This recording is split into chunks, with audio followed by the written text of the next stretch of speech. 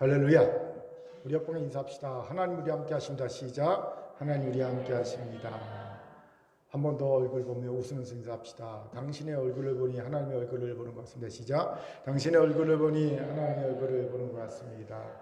아멘. 서로의 얼굴을 하나님의 얼굴 보듯 보아줄 수 있기를 바랍니다. 아멘. 다저를 주목해 주십시오. 온라인 예배 드리는 분도 하나님 우리 함께 하십니다. 아멘. 인터넷에서 본 그림입니다. 그림을 같이 보지요. 두 사람이 있어요. 두 사람 다 재수없게 구덩이에 빠져버리고 말았습니다. 그런데 그 두 사람 앞에 똑같이 돌멩이 하나가 놓여 있지요. 그런데 이 둘의 반응은 정말 다릅니다. 한 사람은 낙심한 채 그저 웅크리고 있습니다. 탈출을 위한 어떤 노력도 하지 않은 채 그저 슬퍼하고만 있지요. 반면 다른 남자는 돌멩이를 사용해서 계단을 만들고 있습니다. 심지어 계단 만드는 그 남자의 얼굴에 미소까지 보이고 있지요. 이 둘은 어찌 되었을까요? 웅크리고 좌절하고 있던 남자는 잘 모르겠습니다. 어쩌면 그대로 있다가 굶어 죽었을 수도 있고요. 어쩌면 지나가던 사람에게 발견되어 운 좋게 구출을 받았을 수도 있을 겁니다.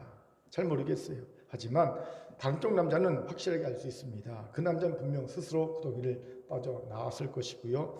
다시 자신의 갈 길을 힘차게 걸어갔을 것이 분명해 보입니다. 이 그림이 우리에게 주는 교훈이 무엇입니까? 좌절은 누구에게나 올 수 있지만 그 좌절을 대하는 태도에 따라 얼마든지 상황은 바뀔 수가 있다는 겁니다. 그렇지요. 웅덩이에 빠지는 일은 누구에게나 일어날 수 있어요. 그런데 그 상황에 어떻게 대응하냐에 따라 상황은 바뀔 수 있다는 겁니다. 헬런 켈러가 이런 말을 남기고 있습니다. 소개합니다. 세상은 고난으로 가득하지만 고난의 극복으로도 가득하다. 그렇습니다. 분명 우리가 사는 세상에는 고난이 가득합니다. 부인할 수 없는 현실이지요. 하지만 더불어 또한 부인할 수 없는 현실은 고난 극복 또한 가득하다는 겁니다. 고난만 가득한 것이 아니라 고난 극복도 가득한 것이 현실입니다. 이 부분에서 우리에게 큰 도전을 주는 이가 고 현대그룹 정주영 회장이지요. 그에게는 유명한 일화들이 참 많습니다. 그의 책 시련은 있으나 실패는 없다에 이런 실화가 실려 있어요. 그가 19살에 네 번째를 가출해서 인천에서 막노동할 때였어요. 그때 묵었던 노동자 합숙소는 밤이면 들끓는 빈대로 인해서 잠을 잘 수 없었대요. 너무 빈대가 많아서. 참다 못한 노동자들이 생각하다가 이 밥상 위에서 자자. 그러면 빈대에 안 물리겠지냐고 밥상에서 잠을 잤대요. 그런데 이게 웬일입니까? 여전히 빈대에 물리는 거예요. 봤더니요. 빈대가 밥상 다리를 타고 올라와서 사람을 무는 거예요. 또다시 노동자들이 머리를 싸매면서 같이 생각을 짜냅니다. 어떻게 할까? 그래, 밥상 네 다리에다 그 물동이를 놓고 자자. 그러면 물에 빠져 죽을 거 아니에요. 빈대들이. 그렇죠? 오르지 못하고. 그리고 그렇게 했더니 한 이틀은 괜찮대요. 그런데 이틀 지나니까 또다시 빈대에 물리는 겁니다. 기가 막힌 거 아닙니까? 분명 빈대들이 이 밥상다리를 타고 올라오려면 물에 빠져 죽을 텐데 어떻게 우리를 물 수 있냐 갖고요. 밤에 자다가 불을 켜고 봤대요. 그리고 전부 다 기겁을 합니다. 왜냐하면요. 빈대들이 새까맣게 벽을 타고 올라가는 거예요. 그래서 천장으로 가는 겁니다. 그 천장에서 천장에서 낙하하는 거예요. 정 회장은 그때 느꼈던 소름 끼치는 놀라움을 평생 잊을 수 없었다고 하더라고요. 그때 하물며 빈대도 목적을 위해 저토록 머리를 쓰고 저토록 죽을 힘을 다해 노력해서 성공하지 않는가. 나는 빈대가 아닌 사람이다. 빈대에게서 또 배울 건 배우자. 인간도 무슨 일이든 절대 중도 포기하지 않고 죽을 힘을 다해 노력하면 이루지 못할 일이 없다. 이 깨달음을 얻었다는 거죠. 우리가 아는 불굴의 의지를 가진 정우정 회장이 된 사건입니다. 평생 잊지 못하는 그를 이끌었던 사건이에요. 보세요. 미물인 빈대도 고난과 시련 앞에 결코 좌절하지 않습니다. 최선을 다해 그의 뜻을 결국 이뤄내지요. 그리고 그것을 보고 깨달은 정종회장도 불그레이지로 현대라는 세계적인 그룹을 만들었습니다. 하물며 하나님의 형상으로 지음을 받은 우리 그리스도인들이 고난과 시련 앞에 좌절하고 포기하면 되겠습니까? 말도 안 됩니다. 그런데 이 말도 안 되는 일들이 너무 많이 일어납니다. 그리스도인들이 고난 앞에 쉽게 항복하고 말지요. 수요일에 우리 두 분 장로님과 성교원 대표와 함께 강원도 정선에 다자간 협약식을 하기에 갔다 왔습니다. 가는 데 한 2시간 반, 오는 데 한 2시간 반 정도 걸렸어요. 그래서 갔다 오면서 많은 얘기를 했습니다. 그중 성교원 대표가 이런 얘기 하더라고요. 얼마 전에 강남에 갔더니 아마 들으셨을 거예요. 이 코로나 기간 중에 무려 강남에 있는 8개 교회가 문을 닫았다는 거예요. 이런 소도시에 있는 조그만 교회가 아니라 강남에 있는 교회가 통합집 교회랍니다. 우리 통합집 교회. 이 얘기를 듣는데 마음이 안 좋더라고요. 오죽했으면 교회 문을 닫았을까 싶으면서도 무슨 수를 쓰더라도 좀 버티지라는 안타까운 마음이 들었습니다. 그러면서 교회 문을 닫으면서 목회자 성도들이 그 마음 문을 닫지 않았으면 좋겠다. 교회 문을 닫으면서 목회자 성도들이 좌절에 빠지지 않았으면 좋겠다라는 생각과 기도가 절로 나오는 것을 경험하게 되었습니다. 왜요? 고난 속에서 설령 우리가 쓰디쓴 패배의 쓴자를 먹는다 하더라도 우리를 향한 하나님의 사랑은 끊어지지 않기 때문입니다. 어떤 고난이 오고 어떤 쓰디쓴 실패가 우리의 삶에 온다 하더라도 우리를 향한 하나님의 사랑은 절대 끊어지지 않습니다. 로마서 8장 35절부터 39절까지 우리 한번 힘있게 읽어보도록 하겠습니다. 시작. 누가 우리를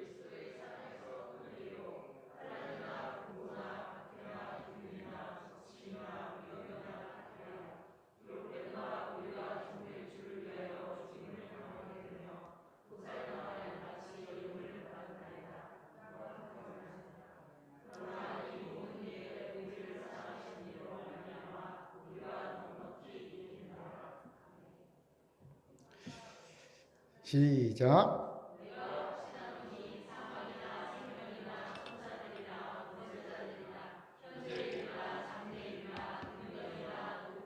기쁨이나 다른 어떤 피조물이라도 우리를 우리 주 그리스도 예수 안에 있는 하나님의 사랑에서 끊을 수 없으리라. 아멘. 태블릿 PC로 본문을 보면 자꾸 문자를 보내면 안 되는데 자꾸 문자가 와요. 중간에, 설교 중간에. 그래서 헷갈릴 때가 있어요. 그렇습니다. 그 어떤 고난도 우리를 그리스도의 사랑에서 끊을 수 없습니다. 그리스도의 사랑이 우리를 붙잡고 있는 한 우리에겐 실패가 없어요. 심지어 죽음조차도 우리를 실패자로 만들 수 없습니다. 그렇기에 우리들에게 좌절은 어울리지 않습니다. 포기는 참 웃기는 말입니다. 그래요. 그리스도인에게 좌절은요 어울리지 않아요. 포기란 말은요 웃기는 말입니다. 그렇게 사랑하는 큰교회 성도 여러분, 세상은 고난이 가득합니다. 인정할 거 인정합시다. 하지만 성도들에겐 고난 극복 또한 가득합니다. 이것 또한 인정합시다.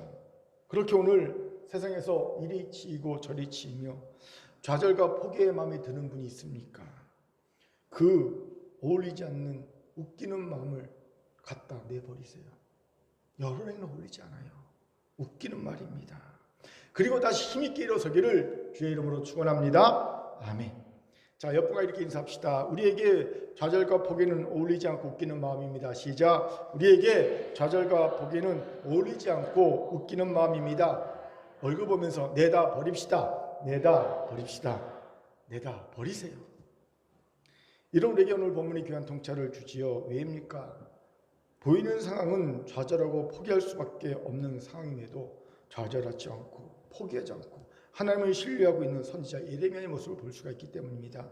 무슨 말입니까? 1절을 힘있게 읽겠습니다. 시작. 예레미야가 낮에 시위대 뜰에 갇혀서 있을 때 여호와의 말씀이 그에게 두 번째로 임하니라 이르시되. 본문은 예루살렘 성이 바벨론에게 함락당하기 1년 전인 주전 587년의 일입니다. 모든 선지자 제사장들은 하나님이 바벨론으로부터 예루살렘을 지키실 것이다. 그들을 물리치실 것이다. 라고 예언하고 있고요. 그리고 모든 왕과 귀족과 지도자들은 그러니 바벨론과 힘써 싸워 이기자 바벨론과의 싸움을 주장하고 있는 상황에서 선지자 예레미야만 하나님의 뜻은 바벨론이 항복한 것이다. 우리가 항복해야 산다라고 하나님의 말씀을 전했습니다. 그러니 어떤 일이 벌어지겠습니까? 예레미야는 순간 거짓 선지자로 낙인 찍히고요. 매국노로 전락하게 됩니다. 그렇지요. 모든 선지자, 모든 제사장들은 하나님이 우리를 이방 나라 바벨론부터 지켜주실 것이다. 그리고 왕과 지도자들은 우리가 힘써 나라를 위해 싸우자. 모든 국민들이 으쌰으쌰 그런데 혼자만 아니다. 항복해야 하나님의 뜻이다. 항복하자 그러니 이거 매국노지요. 이건 거짓 선지자죠. 그리고 결국 예레미야는요. 시대들에 갇혀 버리는 신세가 되고 맙니다. 이제 죽을 날만 기다리는 신세가 된 거지요. 여러분이 하면 마음이 어떨 것 같습니까? 낙담되고 좌절되었을 것 같지요. 이스라엘 백성들을 원망하고 무엇보다도 하나님께 원망과 불평의 마음을 토로했을 것 같습니다. 생각해 보세요. 곧 나라가 멸망할 것을 아는데 지도자들과 백성들은 하나님이 도우실 것이라는 헛된 망상을 갖고 있어요. 분명히 곧 나라가 망할 건데 이런 헛된 망상을 심어주고 있는 지도자들이에요. 종교 지도자들이에요. 더군다나 그런 지도자들과 싸워서 백성들에게 정신을 차리게 하고 백성들에게 살 길 열어줘야 되는 자신은 시대들에 갇혀서 아무것도 할 수 없는 무력한 상태에 놓여 있습니다. 그저 죽으려만 받아놓고 있는 처지지요. 얼마나 좌절이 되고 사랑하는 하나님께 원망에 불평의 마음이 들겠습니까? 이미 저 같으면 누가 죽이기 전에 분통이 터져서 죽을 것 같아요. 스스로. 예. 그런데 예레미야는 놀랍게도 좌절도 포기도 하지 않습니다. 그 증거가 무엇입니까? 32장에 나오는 아나돗의 밭을 산 사건입니다. 하나님이 시대들에 갇혀있는 예레미야에게 말씀하시죠. 내 숙부의 아들 하나멜이 와서 아나돗에 있는 자신의 밭을 사라고 할 거다. 그러니 사라 명령하십니다. 황당한 명령이 아닐 수 없죠. 왜요?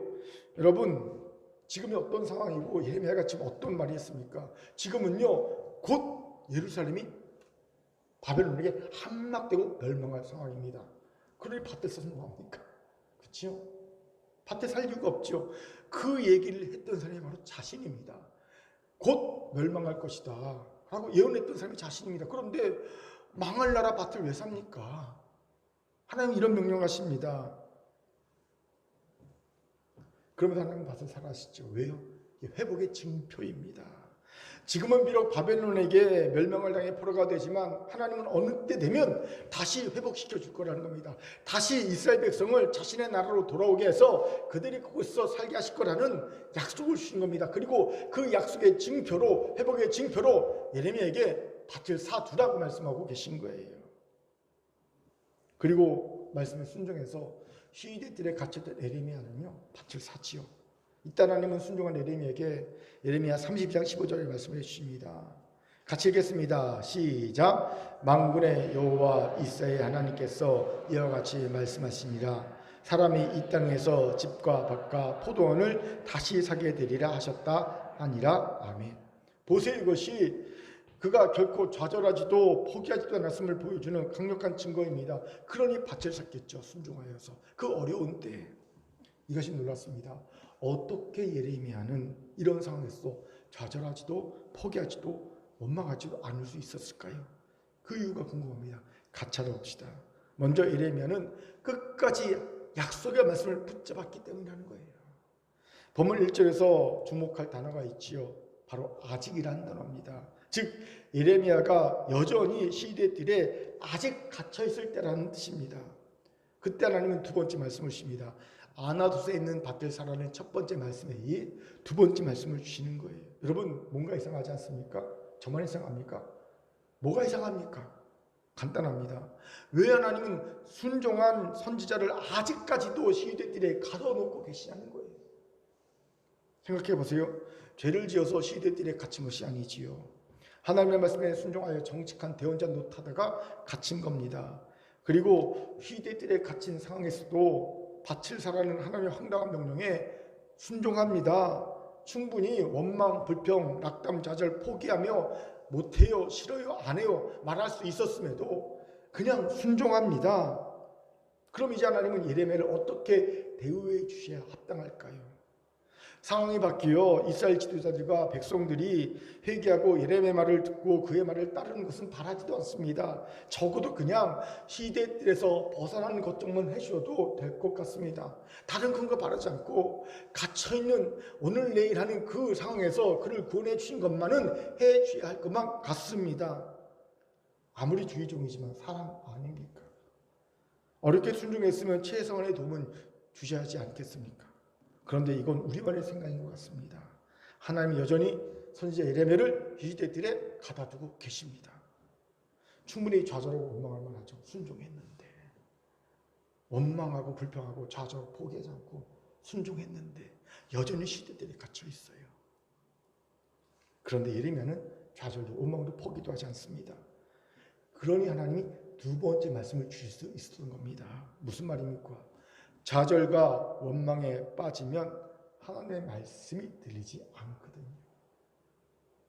귀로는 들어도 마음은 말씀을 튕겨버립니다.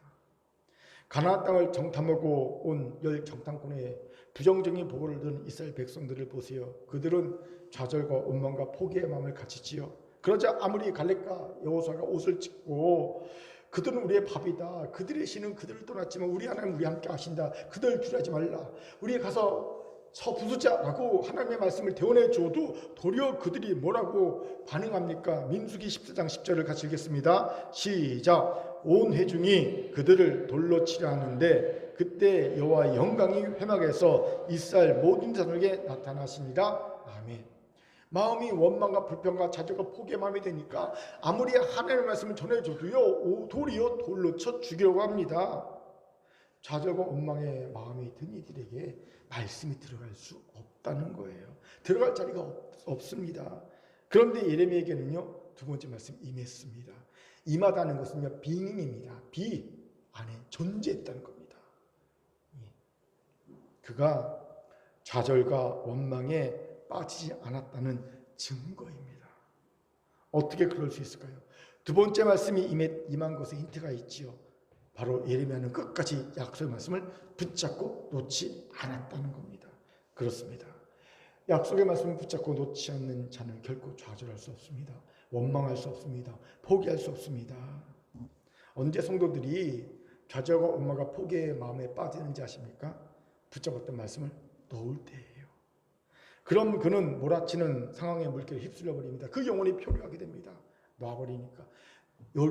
포류하는 영혼은요 반드시 원망, 불평, 좌절, 포기의 마음에 빠져버리고 맙니다. 하지만 끝까지 약속의 말씀을 붙잡고 놓지 않는 자는 좌절의 마음도 원망의 마음도 포기의 마음도 할 수 없습니다. 하려고 해도 안 됩니다. 붙잡고 있는 한. 제가 이런 경험을 15년 동안 해오고 있습니다. 개척하고 상황은 분명 원망과 좌절에 빠질 만한 상황들이 여러 번 있었어요. 그런데 마음이 좌절과 원망과 포기의 마음에 빠지지 않더라는 겁니다. 순간은 그럴 수 있어요. 사람인데. 하지만 정말 얼마 안 가서 다시 마음이 회복되는 거예요. 너무 제 자신이 저를 보다 신기합니다. 왜 나는 좌절이 안 되지? 원망이 안 되지? 포기가 안 되지? 낙담이 안 되지? 그게 내 자신이 너무 신기하더라고요. 그래서 제 마음을 살펴봤어요. 그랬더니 한 가지 이유가 찾아지더라는 겁니다. 제가 여전히 약속의 말씀을 붙잡고 있다는 거예요. 그렇습니다. 저는 여전히 환난당한 자, 원통한 자, 빚진 자, 가난한 자를 모아 구원하고 치하여 하나님 나라의 큰 영을 세우는 하나님의 신 비전과 약속을 붙잡고 있어요.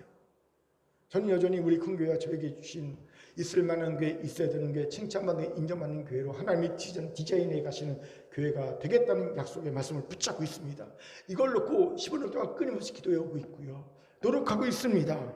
그러니 한 번도 이 약속을 놓친 적이 없으니 이걸 놓고 매일 기도하고 노력하고 있으니 영혼이 표류할 수가 없는 거예요. 낙담하고 싶어도 포기하고 싶어도 좌절하고 싶어도요 붙잡고 있는 한 이게 안 되는 겁니다. 아 이거구나. 그런데 아쉽게도 너무나도 쉽게 약속의 말씀을 붙잡은 손을 펴는 이들이 많다는 거지요. 그들이 착각하는 것이 있어요. 이들은 내게 좌절과 원망의 마음이 들어서 내가 약속의 말씀을 잡은 손을 펴는 줄 압니다. 놓는 줄 압니다. 아니요. 잘못됐어요. 거꾸로예요. 그들이 약속의 말씀을 놨기 때문에 좌절과 원망과 포기의 마음이 드는 거예요. 예. 좌절과 원망과 포기의 마음이 들어서 약속의 말씀을 놓은 게 아니라 약속의 말씀을 놓았기 때문에 좌절과 포기와 원망의 마음이 드는 겁니다. 그럼 왜 포기했을까요? 여러분은 언제 손에 쥔 것을 탁 펴니까 새로운 것을 잡으려고 할 때죠. 그렇죠? 약속의 말씀을 붙잡은 손을 펴는 사람은 왜 손을 펴냐면요, 세상의 것을 새롭게 잡고 싶어서. 그래요. 약속의 말씀을 붙잡은 손을 가지고는 세상의 것을 잡을 수가 없어요. 참 얄궂지요. 약속의 말씀을 붙잡은 손을 가지고도 세상의 것을 또 붙잡을 수 있으면 얼마나 좋겠습니까? 그런데 하나님은 그렇게 하지 않으셨어요. 약속의 말씀을 붙잡은 손을 갖고 있으면 세상의 것을 붙잡을 수 없습니다. 세상의 것을 붙잡은 손을 갖고 있으면 약속의 말씀을 붙잡을 수 없습니다. 둘 중 하나를 선택할것만 하면 하셨습니다. 이 선택의 시험에 들어갔고 갈등하다가 결국 눈에 보이는 세상의 것을 잡기 위해서 약속의 말씀을 놔버릴 일이 생기는 거예요. 그래도 그 마음의 행복이 찾아오면 그나마 얼마나 좋겠습니까? 그런데 안타깝게도 곧이어 그 마음에 찾아오는 것은요, 좌절이고요, 원망의 마음을 봅니다. 약속의 말씀을 놓은 이의 필연의 결과가 그래요. 그런데 제가 정말 안타까운 이들은 아예 약속의 말씀을 놓아버리고 잊어버린 이들이 아닙니다. 그런 이들은 안타까울 사실 가치가 없어요. 그런데 제가 정말 안타까워하는 이들은요, 약속의 말씀을 잊지 않고 있어요. 기억하고 있어요. 그럼에도 불구하고 현실의 상황에 밀려서 그냥 그걸 놔버리는 거예요. 그 마음에는 항상 약속의 말씀을 갖고 있는데, 잊지 않고 있는데 현실 상황에 떠밀려서 약속의 말씀을 놔버린 이들이 참 안타깝습니다. 이런 화가 있어요. 동물원에 엄마 낙타와 아기 낙타가 같이 있었어요.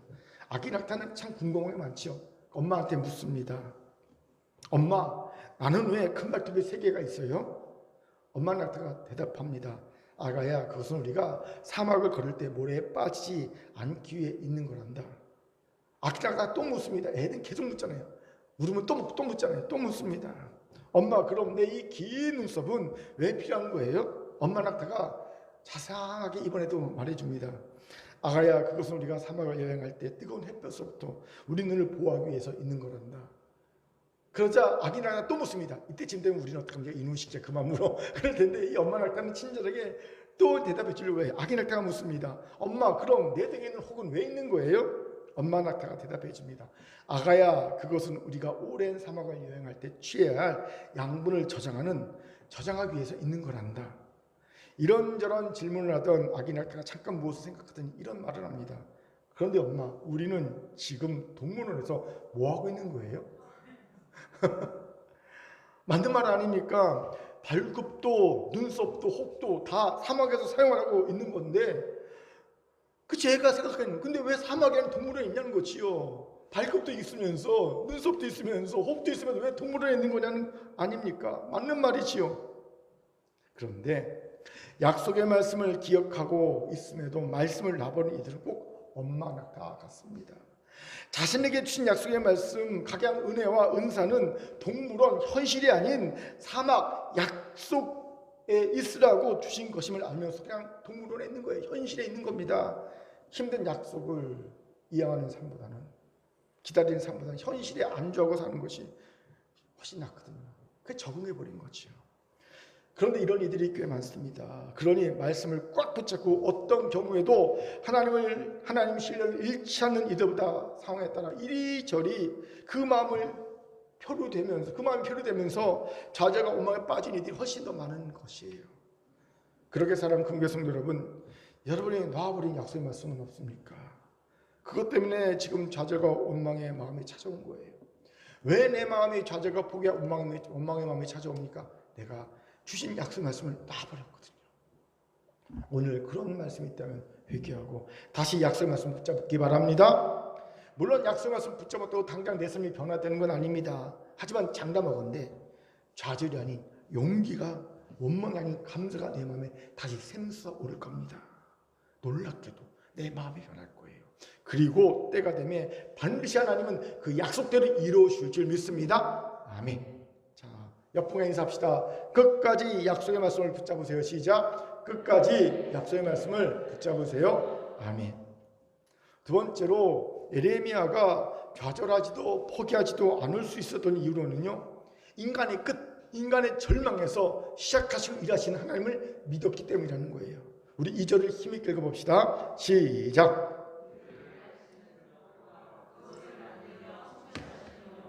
그의 이름을 여호와라 하는 이가 이와 같이 이르시도다. 아멘. 우리가 잘 아는 말씀이라 반갑죠. 에레미야서 말씀 어려운데 그래도 익숙한 말씀이 나오니까 얼마나 좋습니까? 그런데 아마도 에레미야는 다른 의미로 이 말씀에 큰 은혜를 받았을 것 같습니다. 무슨 말입니까? 생각해 보세요. 지금 에레미야는 아무것도 할 수 없는 상태입니다. 그가 죽을 각오로 전했던 하나님의 말씀도 전할 수 없는 상황인 거예요. 여러분, 말씀의 종에게 가장 힘든 일은요, 말씀을 전할 수 없는 상황입니다. 그것도 긴급할 때. 제가 1995년부터 말씀을 전하기 시작해서 꼬박 27년 동안 말씀을 전했더라고요. 누구보다도 말씀을 많이 전했습니다. 일주일에 많을 때는 10편도 했고요. 요즘도 6, 7편씩 하고요. 그러니까 25년은 꾸준히 했죠. 그러니 한 주 정도는 말씀을 쉬고 싶다, 그런 마음이 들 수 있겠지요. 매주마다 성도들에게 은혜를 준 말씀을 전해야 하니, 만들어야 하니 쉽지 않겠지요. 그래서 어느 때는요, 한 주 좀 쉬고 싶다라는 생각이 들 때가 있어요. 그럼에도 불구하고 제가 간혹 몇 년에 한 번씩 주일을 끼고 외국 선교를 갈 때가 있죠. 그러면 설교를 못하는 주가 있어요. 물론 가서 설교하지만 설교를 못하는 주가 있어요. 그때는요, 정말 괴롭고 힘듭니다. 내용이 공급해집니다. 아니, 설교하는 주 하나니까 얼마나 좋아. 외국 나가서, 그렇죠? 안 그래요.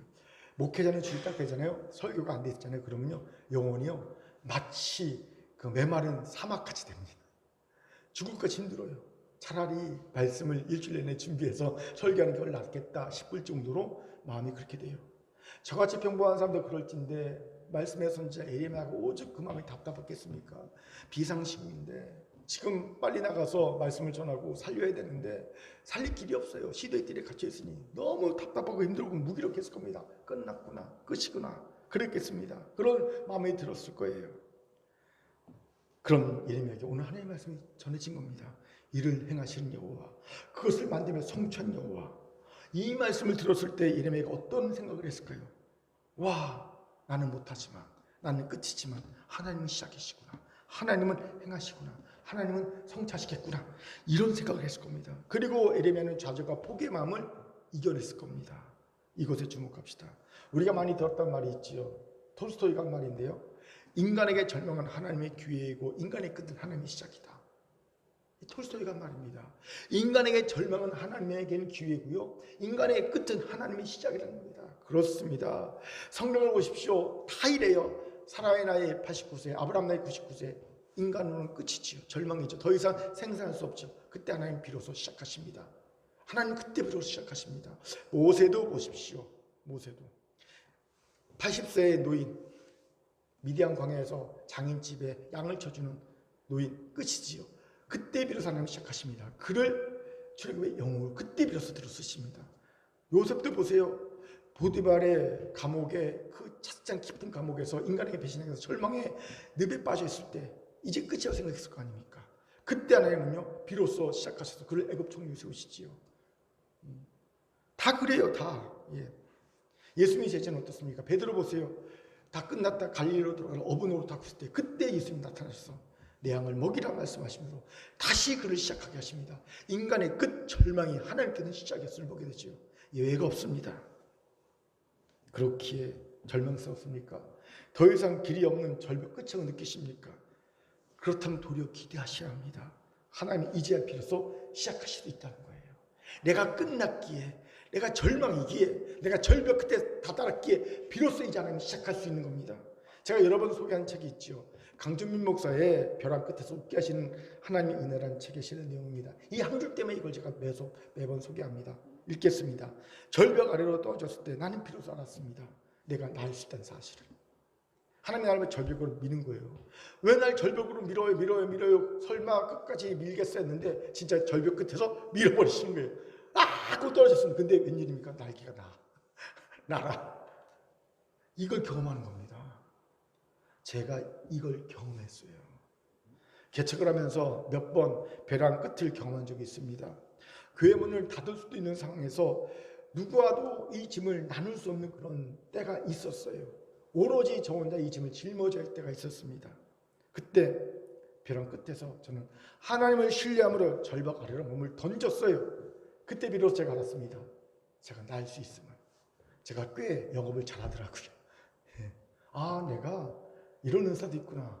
새로운 영역으로 날개가 돋았어요.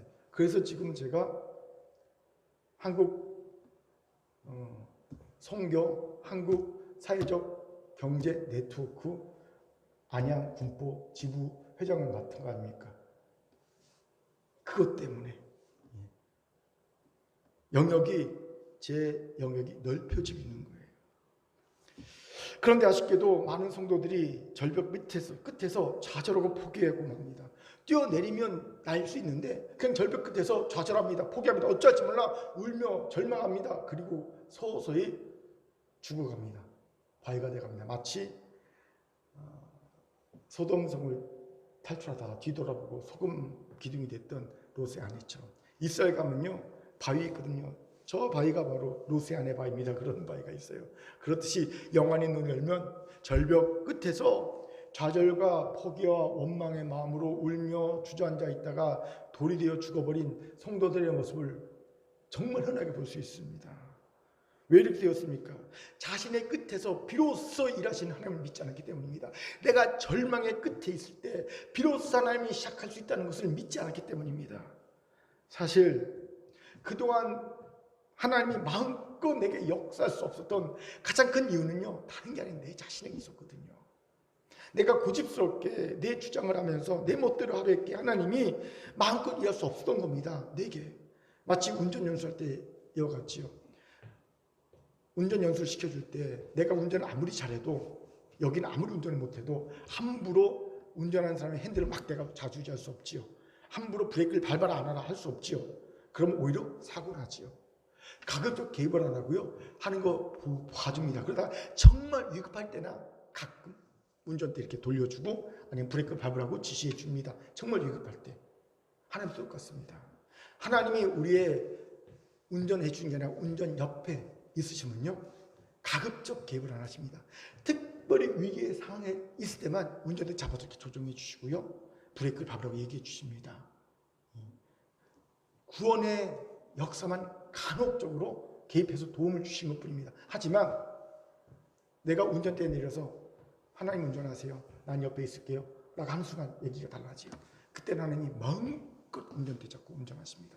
마음껏 엑셀 밟으시고요, 핸들 막 돌리십니다. 브레이크도 밟으십니다. 원하실 때. 왜요? 하나님이 운전하시니까. 하나님 운전하시니까. 그렇게 여러분, 사실 내 삶의 사람이 마음껏 역사할 수 없었던 가장 큰 방해 요소는 누굽니까? 나예요. 다른 게 아닙니다. 왜 하나님 내게 역사하지 않으세요? 왜 내 삶에 인도하지 않으세요? 왜 내 삶을 하나님이 이끌어주지 않으세요? 라고 말할 수가 없어요. 왜? 내가 방해 요소였거든요. 내가 운전대 내가 잡고 있었거든요. 운전도 못한 내가 쩔쩔매면서 브레이크 엑셀도 구분 못한 내가, 좌우도 구분 못한 내가 그 운전대 잡고 있었던 겁니다.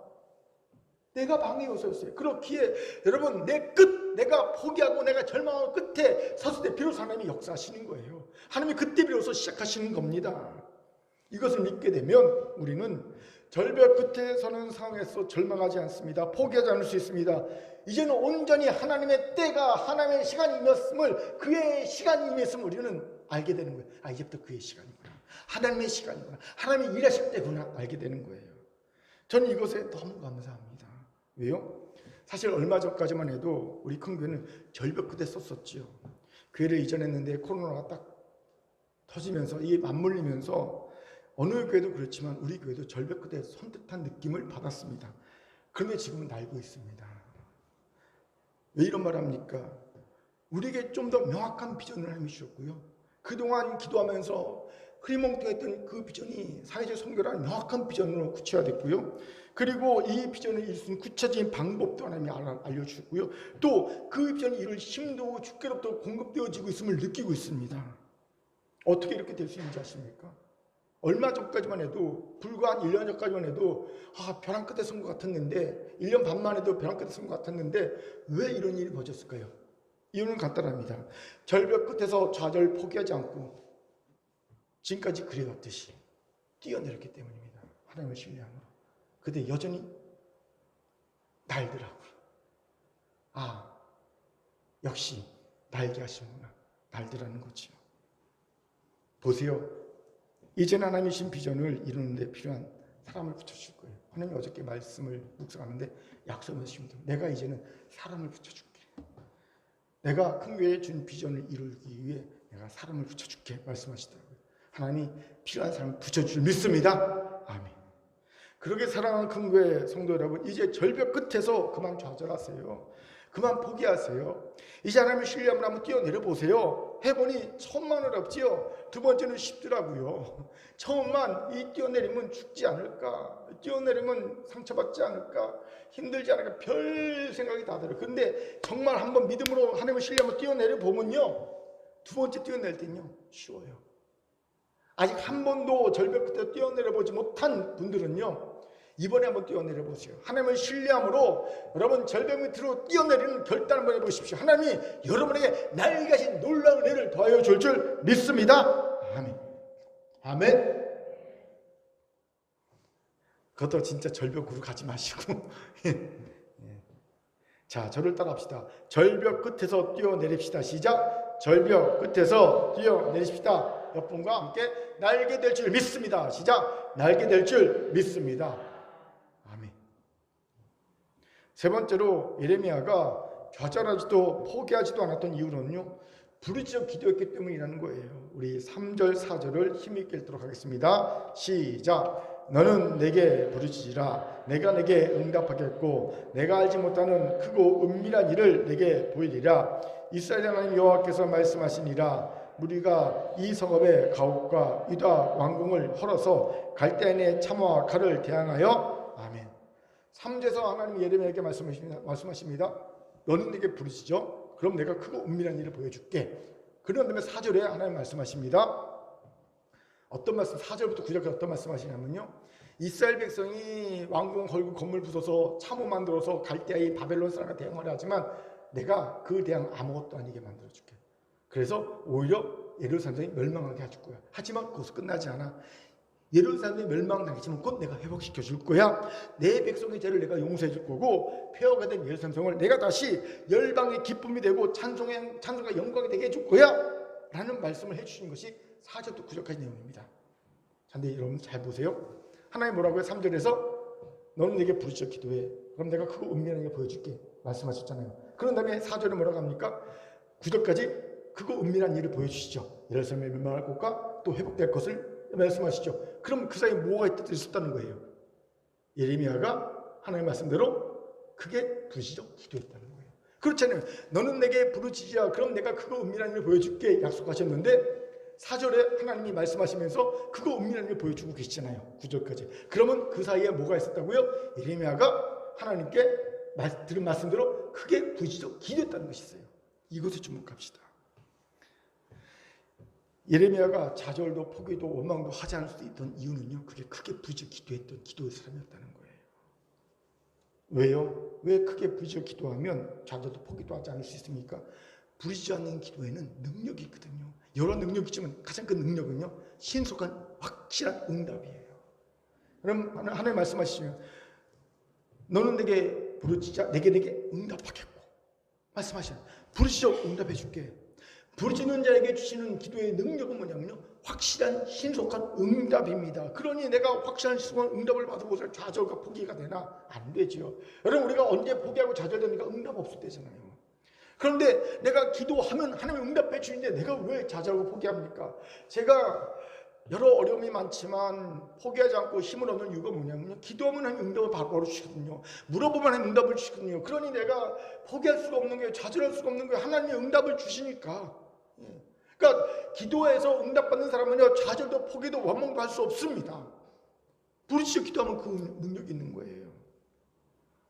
그렇게 여러분, 좌절과 포기의 마음을 이기고 확실한 응답을 받고 싶습니까? 그렇다면 뭐 하라고요? 부르짖어 기도하면 됩니다. 왜 하나님은 이런 부르짖는 기도에 응답하실까요? 간단합니다. 이 부르짖는 기도에는요, 간절함과 열정이 담겨있기 때문입니다. 17세기 청교도 토마스 왓슨은 이런 얘기를 합니다. 최고의 기도는 마음과 혀가 협력하여 조화를 이룰 때이며 그들이 열광적이고 열정적일 때이다. 열정과 기도의 관계는 불꽃과 같고 하늘을 올라가는 향수와 같다. 열정의 반대는 위선이다. 이런 말을 남기고 있어요. 그렇습니다. 열정적인 기도는 하늘을 올라가는 향수와 같습니다. 하나님이 기뻐하시는, 흠양하시는 기도는 어떤 기도? 열정적인 기도입니다. 더불어 열정 없으면 곧 위선입니다. 우리의 기도에 열정이 없다면 그 기도는 위선 덩어리 기도라는 겁니다. 여러분, 열정 없는 기도는 위선 덩어리 기도입니까? 왜 중언부언하는 기도가 예수님께 책망받습니까? 중언부언이 뭡니까? 열정 없는 기도지요. 그러니 그거는요, 위선 덩어리 기도입니다. 책망받는 기도라는 거예요. 그렇게 찰스 스펄전 목사도 이런 얘기를 하죠. 열정 없이 기도하는 사람은 전혀 기도하는 것이 아니다. 충격적이죠. 열정 없이 기도하는 것은 전혀 기도하는 것이 아니다.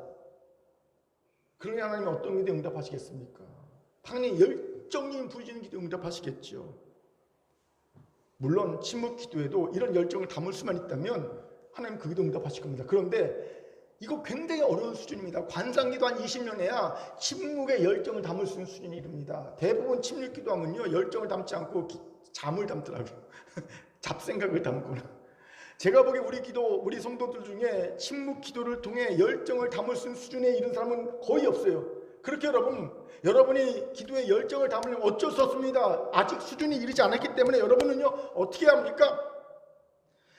부르짖어 기도해야 하는 게 부르짖어 기도. 예. 그런데 금요일날 기도회 때 보면요, 기도 소리가 모기 소리만, 그런 모기 소리만의 기도로 무슨 열정을 담겠어요, 여러분? 그런 기도로 무슨 하나님께 올라가는 기도를 하겠어요? 흠양까지 향기가 되겠어요? 예? 전 목이 아파서 전 성대상 할까봐. 제가 금요일날 목이 너무 아팠어요. 목이 막 쉬고. 그래서 못하겠다, 소리 지르고 기도 못하겠더라고요. 근데 한 10분 정도 하나님께 있어요. 하나님 그래도 기도해야 되지 않겠습니까? 하나님께 또 목을 풀어주시더라고요. 그래서 또 멀쩡하게 또 기도를 했어요.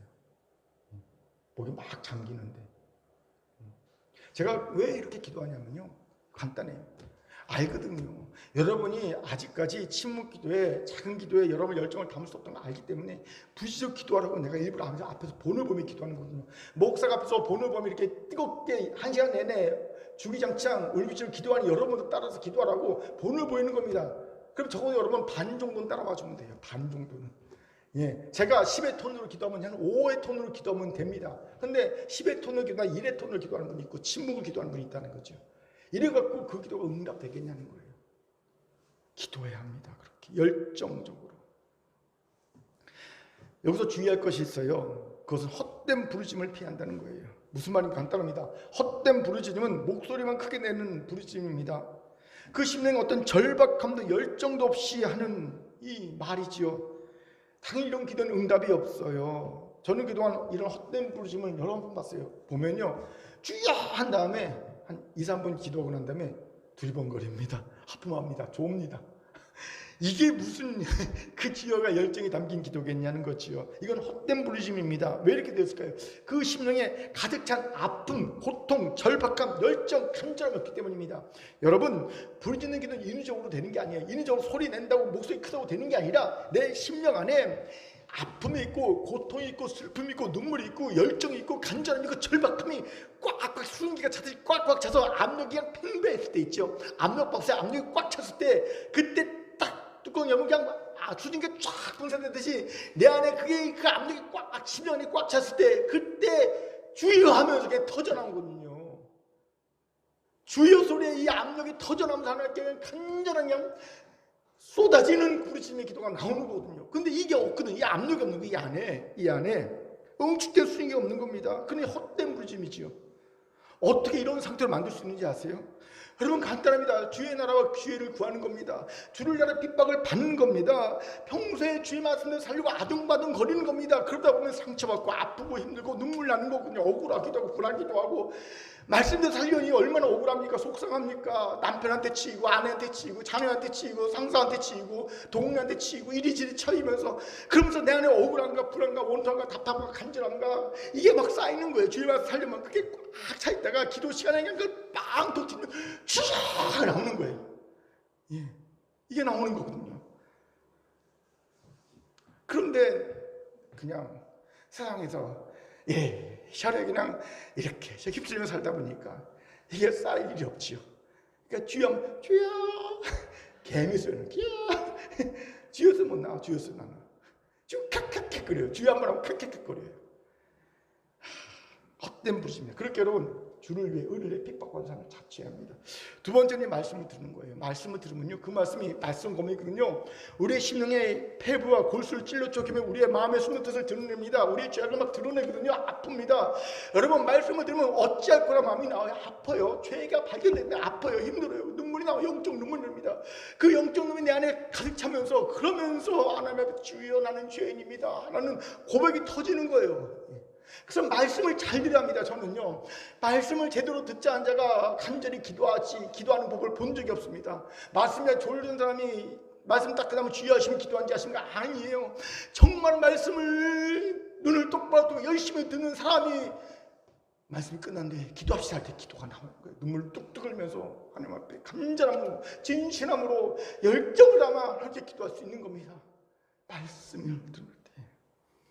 저도 그래요. 목사지만 일주일 내내 하나님 말씀대로 살고 아둥바둥거리고 기도를 열심히 하면요, 그러면요 오히려 주 앞에 놨을 때 네 안이 응축되는 압력이 있어요.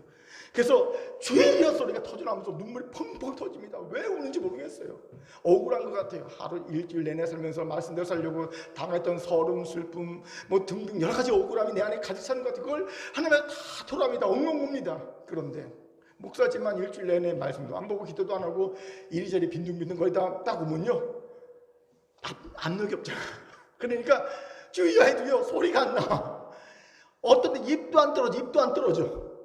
왜? 없으니까. 여기가. 이제 묻겠습니다. 사랑하는 금교회 성도 여러분, 지금 여러분의 심령은 부르짖어 기도할 준비가 되어 있습니까? 주의 말씀대로 살려고 하다가 주의 뜻대로 살려고 하다가 가득 찬 이 압력이 여러분 안에 있습니까? 이게 부르짖는 기도를 하게 할 거예요. 하나님 이 기도에 응답하십니다. 이 응답을 받는 자는요 좌절하지 않습니다. 포기하지 않습니다. 원망하지 않습니다. 불평하지 않습니다. 이겨낼 수 있는 힘이 생깁니다. 기도단 기도를 드리고 신속한 응답받기 때문입니다. 여기서 한 가지 팁드립니다. 우리 대적은 이거 되게 싫어하거든요. 우리 가운데 뭐가 생기는 이 압력이 생겨 되게 싫어합니다. 그래서 어떻게 합니까? 인간의 위로를 슬쩍 받게 합니다. 하나님의 위로를 받기 전에 인간의 위로를 받게 합니다. 그래서 압력을 싹 빼줍니다. 그러면요 주여 소리가 안 나거든요. 그렇게 여러분 인간 위로 좋습니다. 하지만 하나님의 위로를 먼저 받고 난 뒤에 인간 위로를 받으셔야 됩니다. 그 전까지는요 지혜로운 사람은 인간 위로 안 받습니다. 남편 위로, 아내 위로, 자녀 위로 안 받습니다. 오직 하나님께 위로를 먼저 받으려고 합니다. 이 가득 찬 압력이 하나님께 나오는 겁니다. 그리고 하나님 앞에 나와서 눈을 딱 끄면서 눈물 뚝 흘리면서 주여 우는 거예요. 간절히 부르시는 겁니다. 주여 내 마음을 죽게만 하십니다. 내 이 고통과 아픔과 억울함을 죽게만 하십니다. 주여 나를 돌아보옵소서. 주여 나를 불쌍히 여겨주옵소서. 이렇게 기도하는 거예요. 그럼 하나님이 그 마음을 보시고 응답하십니다. 그 마음에 위로를 주십니다. 하늘의 위로가 주세요. 그런 다음에 인간의 위로가 다가오는 거예요. 그 전에 인간의 위로를 먼저 받아버리면 기도가 안 나오잖아요. 사단에게 속는 겁니다.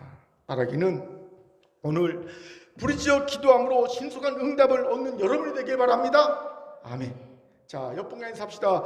부르짖어 신속하게 응답을 받으세요. 시작. 부르짖어 신속하게 응답을 받으세요. 아멘. 이제 말씀을 마치죠. 인생을 살다 보면 꼭 죄가 있어서라기보다 그저 인생이기에 시대들에 갇히는 상황에 처할 때가 있어요. 그냥 인생이기에 질병의 시대들에 갇히고, 그냥 인생이기에 경제적인 시대들에 갇히고, 그냥 인생이기에 가정의 문제의 시대들에 갇히고, 그냥 인생이기에 인간관계의 시대들에 갇혀버립니다. 그냥 나는 뭐 특별히 잘못한 거 없는데 갇혀서 저러지도 못하고 내 삶이 이대로 끝이라는 건가 아닌가 싶은 생각이 들고 이대로 포기하고 좌절하고 절망할 수 있는 그런 상황에 갇힐 때가 있습니다. 그냥 인생이게 그래요. 그때 우리 그리스도는 꼭 기억해야 할 것이 있습니다. 우리에게는 좌절과 포기는 정 어울리지 않고 웃긴 말이라는 겁니다. 왜요? 우리에게는 끊을 수 없는 그리스도 예수의 사랑이 있습니다. 우리 위해 십자가에 달려 돌아가신 하나님의 아들의 그 끔찍한 사랑이 있습니다. 이 사랑이 여러분을 붙잡고 있습니다. 그 사랑이 오늘도 여러분에게 말씀하십니다. 좌절하지 마라, 포기하지 마라. 내가 너를 붙잡고 있다. 내가 너를 잡은 손을 결코 놓지 않고 있다.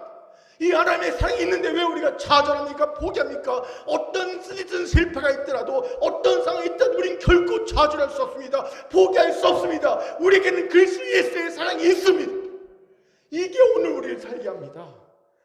그리스도인에게 그렇게 좌절은 웃기는 얘기고요, 포기는 말도 안 되는 막 황당한 말입니다.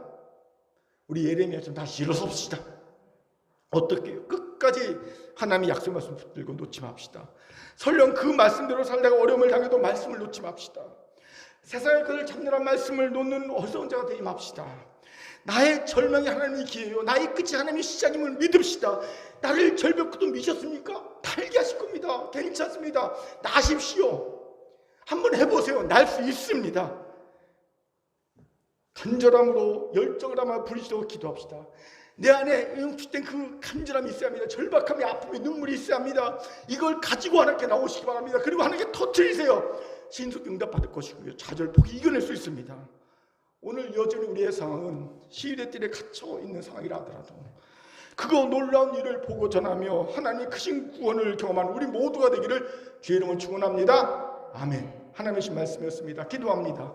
사랑과 자비 하나님, 여전히 우리의 상황은 시대 뜰에 갇힌 상황이랄지라도 우리가 하나님의 크고 비밀한 일을 보기 원합니다. 하나님, 우리가 좌절과 포기의 삶이 아니라 믿음의 사람 되게 하여 주옵소서. 날게 하여 주옵소서. 감사드리며 예수님 이름으로 기도합니다. 아멘.